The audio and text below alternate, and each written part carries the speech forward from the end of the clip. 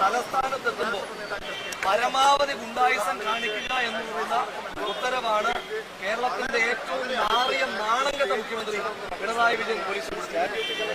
ചരിത്രത്തിൽ ആദ്യമായിട്ടാണ് പ്രദേശ് കോൺഗ്രസ് കമ്മിറ്റിയുടെ പരിപാടി നടത്തുമ്പോൾ പ്രതിപക്ഷ നേതാവും പ്രദേശ് കോൺഗ്രസ് കമ്മിറ്റിയുടെ അധ്യക്ഷനും 9ഓളം എംപിമാരും നിരവധി MLA-മാരും ഉണ്ടായിരുന്ന വേദിയിലേക്ക് യാതൊരുവിധമായ പ്രകോപനവും ഇല്ലാതെ പോലീസുകാർ ഗ്രനേഡ് പ്രയോഗം നടന്നു.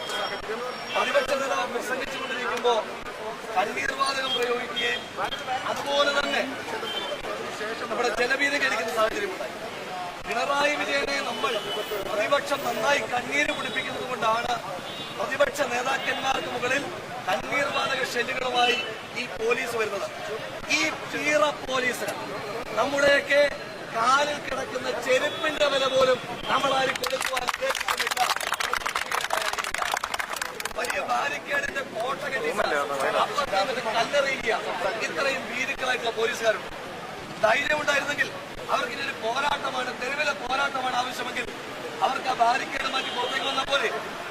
പോലീസ് മാനുവൽ എന്തുകൊണ്ടാ കല്ലൊരായുധമാകുന്നത്? കല്ല് കമ്പ് വലിച്ചെറിയുന്ന പോലീസ്.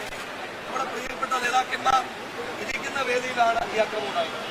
DCPയുടെ നേതൃത്വത്തിൽ DCP നേരത്തെ ഒരു പപ്പറ്റ് മാത്രമാണ്. DCPക്ക് കൃത്യമായ നിർദ്ദേശം കൊടുത്തിരുന്നു പ്രകടനത്തെ, പ്രതിഷേധത്തെ അലങ്കോലപ്പെടുത്തുവാൻ. അതിനു വേണ്ടിയിട്ട് മാത്രമാണ് ഇന്ന് അകാരണമായി പ്രകോപനമില്ലാതെ നമ്മുടെ സമരത്തിന് നേതൃത്വങ്ങൾക്ക് ഇത്തരത്തിൽ അക്രമം ഉണ്ടായത്. ഇന്ന് അല്പനായ കേരളത്തിന്റെ മുഖ്യമന്ത്രി തിരുവനന്തപുരത്ത്, അയാളുടെ അല്പത്തരം കാരണം അല്ലെങ്കിൽ തന്നെ ജനങ്ങൾ കുറഞ്ഞുവിട്ടിരിക്കുകയാണ്. വഴി നടക്കാൻ കഴിയുന്നില്ല. തിരുവനന്തപുരം ജില്ലയിൽ നമ്മൾ കൂടുതൽ ബുദ്ധിമുട്ടുണ്ടാക്കുവാൻ പാടില്ല എന്നാണ് പ്രദേശ് കോൺഗ്രസ് കമ്മിറ്റിയുടെ അധ്യക്ഷനടക്കമുള്ള ആളുകൾ നമ്മളോട് നിർദ്ദേശിച്ചിരിക്കുന്നത്. നമ്മളോട് സംസാരിക്കാനായിട്ട് നമ്മുടെ നേതാക്കന്മാർക്ക് എല്ലാ പ്രദേശ് കോൺഗ്രസ് കമ്മിറ്റിയുടെ ജനറൽ സെക്രട്ടറിമാർ, തിരുവനന്തപുരത്തിന്റെ ചുമതല വഹിക്കുന്ന ശ്രീ K. ശ്രീകുമാരേക്ക് അടക്കം, ശ്രീ MM നസീർക്ക് അടക്കം, ശ്രീ പഴവടം നയിച്ചിട്ട് അടക്കമുള്ള ആളുകൾ വന്നിട്ടുണ്ട്. നേതൃത്വം പറയുന്ന ഏതൊരു നിർദ്ദേശവും കേൾക്കുവാൻ നിർബന്ധമായി നമ്മളെല്ലാവരും അത് കേൾക്കും, അനുസരിക്കും.